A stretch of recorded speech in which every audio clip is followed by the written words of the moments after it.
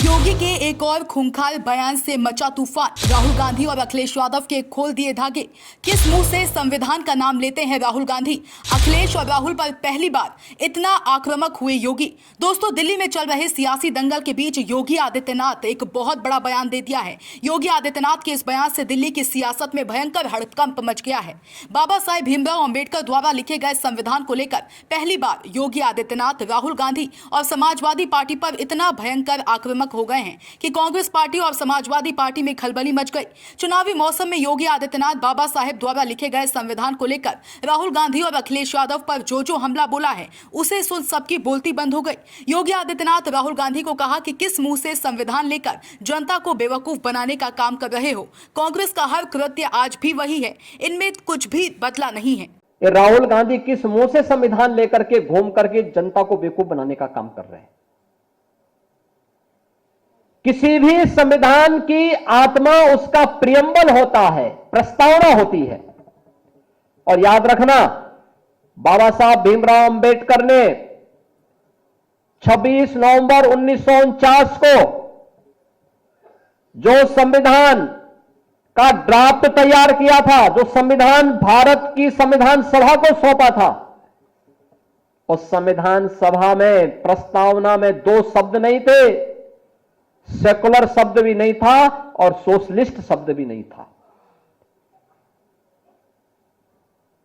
कांग्रेस ने अपने हित के, अपने स्वार्थ के लिए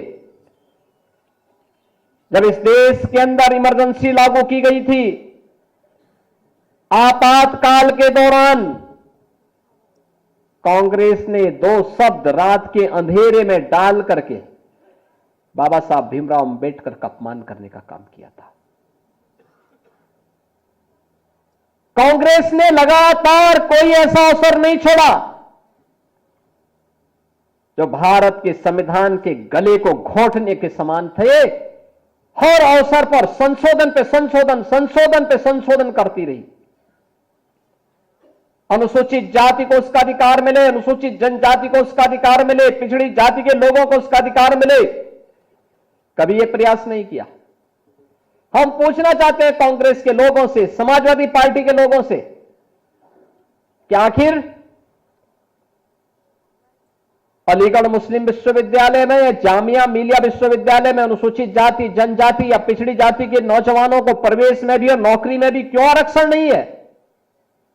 क्यों नहीं इन्होंने इसके लिए वहां प्रावधान किया जो भारत के पैसे से चलने वाला हो और उस संस्थान में अनुसूचित जाति, जनजाति और पिछड़ी जाति के नौजवानों के लिए भी प्रवेश में भी और नौकरी में भी आरक्षण की व्यवस्था होनी चाहिए। लेकिन वहां पर नहीं है, वहां पर नहीं बोलते, ये लोग मौन हो जाते हैं। और यही कारण था बाबा साहब भीमराव अंबेडकर ने जब पहली संयुक्त सरकार बनी थी और संयुक्त सरकार बनने के बाद जब उसके उपरांत पंडित नेहरू की द्वारा बनाई गई उस नेतृत्व में चल रही सरकार के कृत्यों को देख करके बाबा साहब भीमराव अंबेडकर ने उस समय इस्तीफा दिया था और कहा था, यह सरकार मेरी योग्यता के अनुसार कार्य नहीं ले रही है।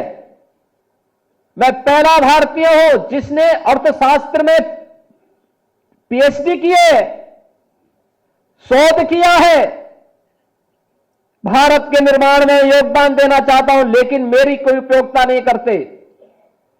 देश की महत्वपूर्ण उन समितियों में जो देश के विकास के लिए सहायक हो सकती है, उसमें मुझे कोई सम्मान नहीं दिया गया।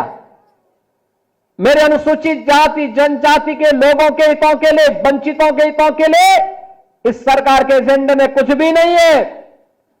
यह तो केवल और केवल इस सरकार को विभाजन के बाद भी केवल मुस्लिम तुष्टीकरण की चिंता है, इसलिए मैं अपने पद से इस्तीफा दे रहा हूं। यह कहते हुए इन्होंने इस्तीफा दे दिया था।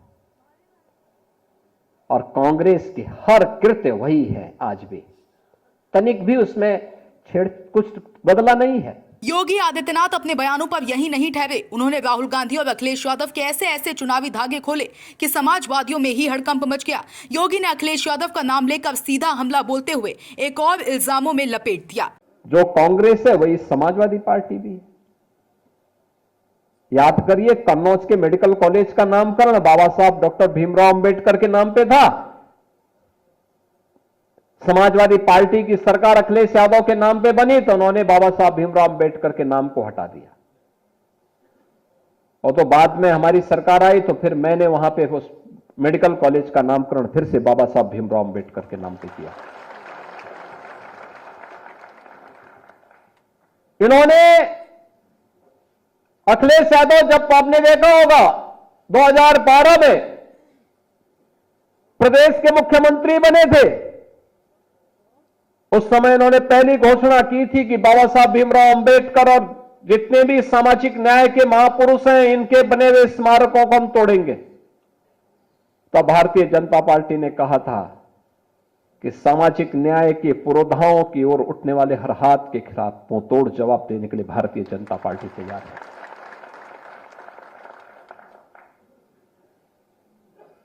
और आज मुझे प्रसन्नता है कि आदरणीय प्रधानमंत्री जी की प्रेरणा से लखनऊ में हम बाबा साहब भीमराव अंबेडकर का भी एक भव्य स्मारक और एक अच्छा सांस्कृतिक केंद्र का निर्माण कर रहे हैं।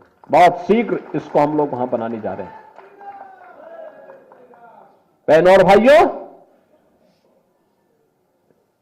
जिनका पूरा जीवन देश के लिए समर्पित था, जिन्होंने एक एक श्वास देश के लिए जिया हो, जिन्होंने देश के लिए अपना एक एक पल जिया हो, ऐसे महापुरुषों का सम्मान रखना हमारा दायित्व बनता है।